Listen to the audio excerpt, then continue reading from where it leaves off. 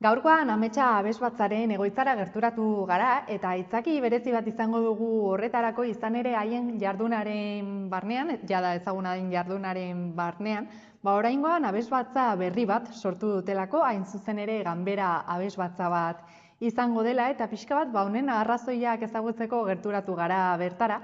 Eta horretarako Letizia Bergara dugu gurekin, abesbatza honen zuzendaria dena hain zuzen ere. Egunon, Letizia? Egunon. Ondo? Oso ondo, bai. Pixka bat konta iguzu, elkarrizketa kokatzeko nola hasi duzue ametsa abesbatzan 2026 urte hau? Esan duzun bezala, proiektu berri batekin hasi dugu. Abesbatza berri bat sortu dugu, ganbera abesbatza bat da, eta Kimudu izena. Konta iguzu, zein izan zen abesbatza berri hau sortzeko arrazoia, pixka bat testuingurua nolatan bururatu zitzaizuen proiektu honi ekitea? Bi arrazoi daude. Alde batetik, hemen gure etxean ametsa abesbatza kultura elkartean sortzen diren abeslariei beste aukerak emateko intentzioarekin. Gehienak ametsa txikitik pasatu direnak eta abesten jarraitu nahi dutelako. Eta baita ere, beste musika mota desberdina lantzeko beste koroekin osatzen den musika, ez genuen kamarako abesbatza bat, ganbera abesbatza bat, eta hori egitea pentsatu izan dugu. Gure elkartearen barruan ere eskaintza hori egiteko eta Irungo hiriari beste musika mota bat eskaintzeko. Horixe da, ondo azaldu duzun moduan, ametsak abesbatzak badu ibilbide zabal bat, ez? Aski ezagunak dira, bere barneko beste abesbatzak, baina tarteka horrelako nobedadeak eskaintzea ondo egongo da, ondo azaltzen zenuen bezala, jendea erakartzen jarraitzeko, ez da? Hori da, badakigu ordutegien aldetik edo konpromesoen aldetik zailagoa dela, gazte edo heldu gazteen artean konpromezu horiek hartzea. Beraz, abesbatza honen funtzionamendua pixka desberdin izango da. 3-4 astetik behin egingo ditugu ensaioak, orduan badakigu astero 3 ensaio egitea gogorra izaten dela, lana, familia eta beste gauzakin dena alderatzeko. Beraz, proposamen hau egiten dugu baita ere, pertsona horiek behar bada, aspaldi kantatu dutenak eta gogo hori duten hau indikan, gurekin egotea nahi dute, hemen egongo gera. Konta iguzu, nolako harrera izan du? Beti proposamen berriak egiten direnean beldur hori egoten da, ez? Jendea animatuko den, harrera ona izango duen, zuen kasuan nolakoa izan da? Hasieran hemen koroaren barruan zeuden pertsona batzukin hitz egin genuen, esan dudan bezala ametsa txikiko neskatxa helduenekin, 15 urte, 16 urte betetzen dituztenak, ametsako gazteak aspaldi hemen kantatu zutenak ezagunak eta hor talde bat osatu dugu. Beraz, ilusioarekin hasi ginen, aurpegi ezagunak batzutan, beste batzuk beldurrez gerturatzen direnak, eta ez moldatuko naizen, noski baietz etorri eta probatu egiten dute, eta ilusio horrekin hasi dugu. Ez da beldurrez hasi, zerotik ez ginelako hasi, baina polite izan da hasiera bai. Eta konta iguzu, hau izango da zuen lehenengo urtea, zuen ibilbideko hasiera puntua, ze helburu markatzen dituzue pixka bat urte honetarako edo nola hariko zarete lanean? Udaberrirako proiektu bat prestatzen ari gara, oraindik ez dugu finkatu eguna, baina segurazki apirila maiatzaldean kontzertu bat emango dugu. Nahi dugu baita ere kontzertu hau pixka desberdina izatea, askotan publikoa ordu bateko kontzertura erakartzea ere zaila izaten da, behar bada denboraldetik desberdina izatea, beste toki desberdin batean, azkenean Irunen kontzertuak egitea, ez da bat ere erreza. Maila asko eskatzen dugu eta beti beteta egoten da, horregatik ere imaginazioa martxan jarri behar dugu. Beraz, hori aukera bezala hartuta, beste mutatako kontzertuak egite gustatuko litzaiguke eta formatu desberdin horretan. Eta konta iguzu, nolakoa da gaur egun ganbera musikaren egoera, ezakit azkenean musika moten arabera gorakara garaiak egoten dira, berakada garaiak, pixka bat nolako egoera bizi du gaur egun ganbera musika?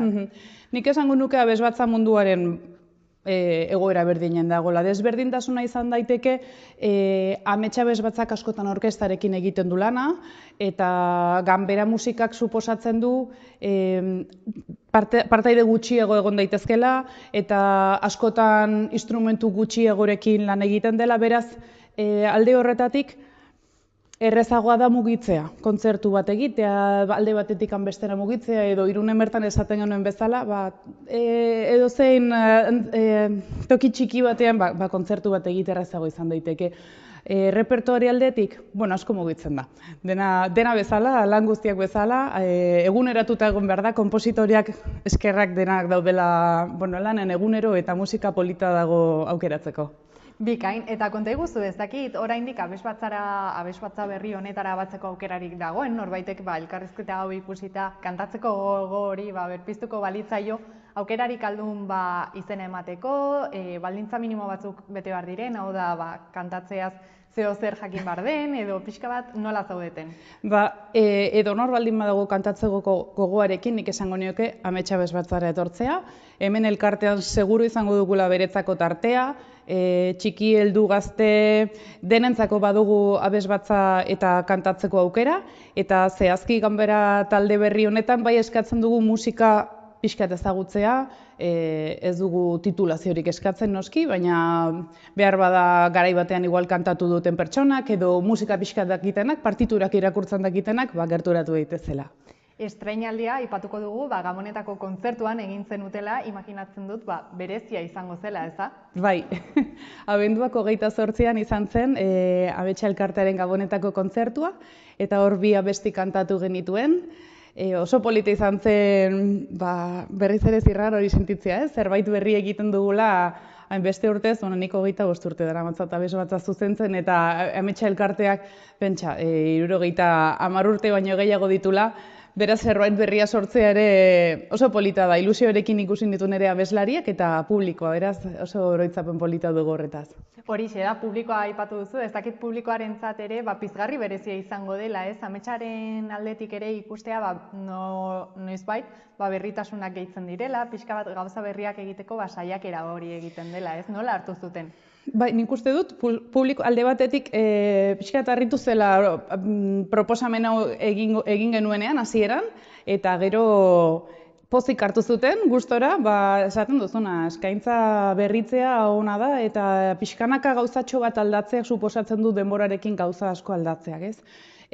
Ametsaren barruan, esan dugun bezala, historia asko dauka elkarteak, baina urtero aldaketa txiki-txikiak egiten ditugu, nik ere Ametsa txikiko zuzendaria naiz, eta urtero proiekturen bat egitea proposatzen dut beti, pertsona desberdinak erakartzeko, ez dakigun nondik mugitu ezakegun pertsona bat interesatzeko, edo musika mota, edo esan duguna ordutegiak talde desberdin egitea, lagun berdinak egitea, hori izaten da azkenean gure helburua baitere, eskaintza berriak ematea. Horixe da, ondo aipatu duzun moduan, harrobia zaintzea eta mantentzea garrantzitsua da, ez? Ametsaren barnean profil desberdinetako jendea duzue, adin desberdinetakoa, baina harrobi hori mantentzea eta bertaldean irautea garrantzitsua da beti eta horrelako proiektuek laguntzen dute, ez da? Bai, noski, txikiek erreferenteak izatea oso garrantzitsua da.